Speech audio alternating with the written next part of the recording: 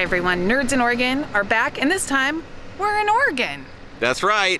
And today we're gonna explore the history of an engineering transportation phenomenon. Look, there's three major modes of transportation: land, sea, and air. And today, you can see we're gonna cross the mighty Willamette River in one of Oregon's only two remaining ferries. Where is this one, Sarah? Today, we're at the CANBY Ferry. Let's go check it out.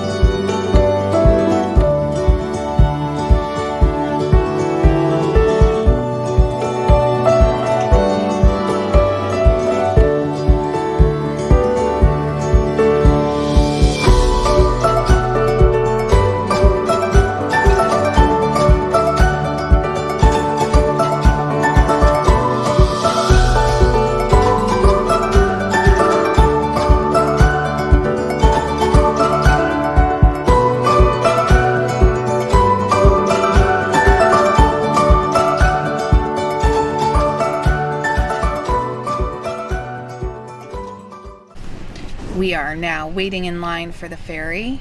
Yes, we're driving the Waffle Mobile onto the MJ Lee.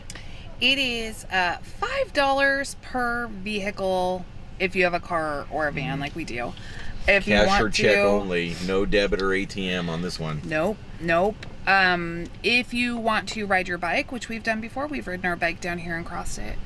Or if you want to walk on, or if you have a motorcycle, it's only $3, and then it goes up. Like, you can actually take up the whole ferry for $30 if you want to. Wow, you can actually just have a personal ferry ride for $30? Well, I think the intent was if your vehicle's large enough to justify that, but maybe you could just drive up, especially if there's a long line behind you, and be like, excuse me, for $30, I'd like this to be a private ride. Hey. Let's not do that. Capitalism. We got cars coming up, and then hopefully this time we can proceed on green. maybe this red light will turn green and we'll get to go. What do you think? Yep. Oh, we got the green light. Uh-huh.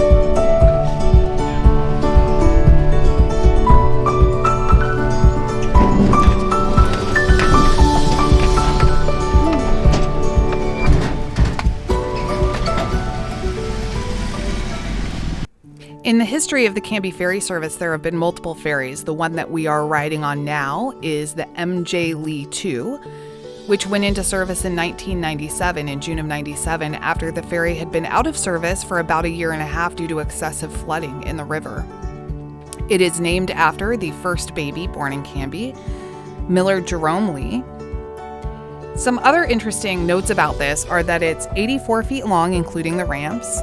It's 36 feet tall at the beam, with a depth of hull of 4 foot 9 inches, and it can go about 6.4 miles per hour. It has room for 6 cars with a total passenger capacity of 43 people. It is guided by an underwater cable about 1.25 inches in diameter, which leaves it unaffected by the currents. And it's powered by overhead electricity lines that you can see there.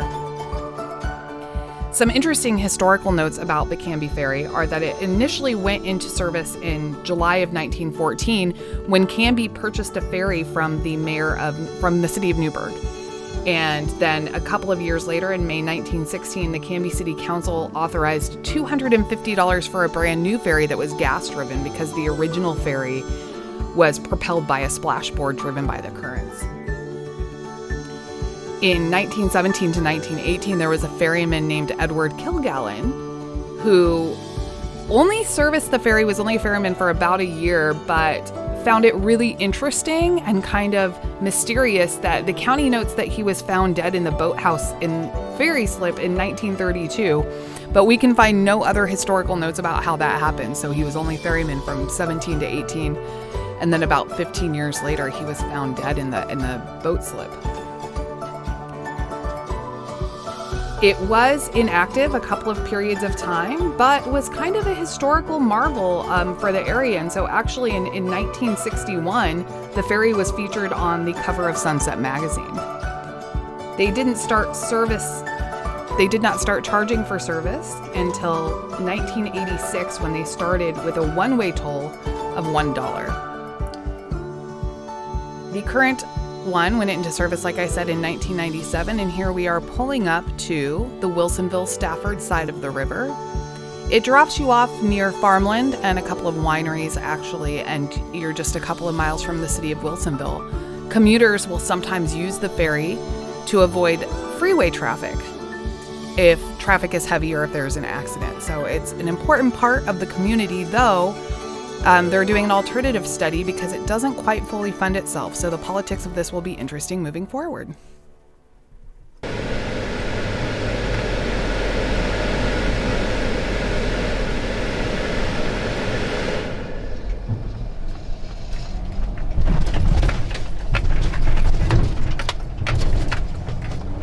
And that was our ride on the Canby Ferry.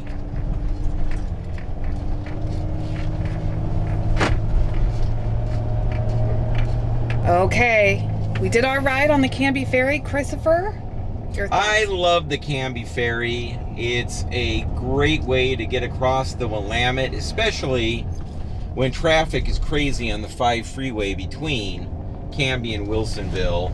Which it kind of is today. That's one of the reasons we decided to take it, because it's it's the Friday of 4th of July weekend.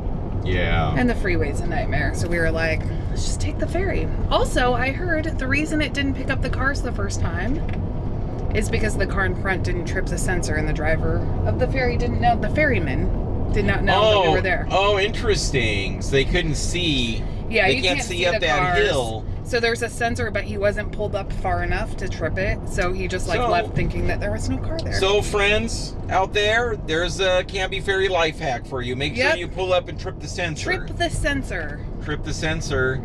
All right. Take the ferry. Nerds out.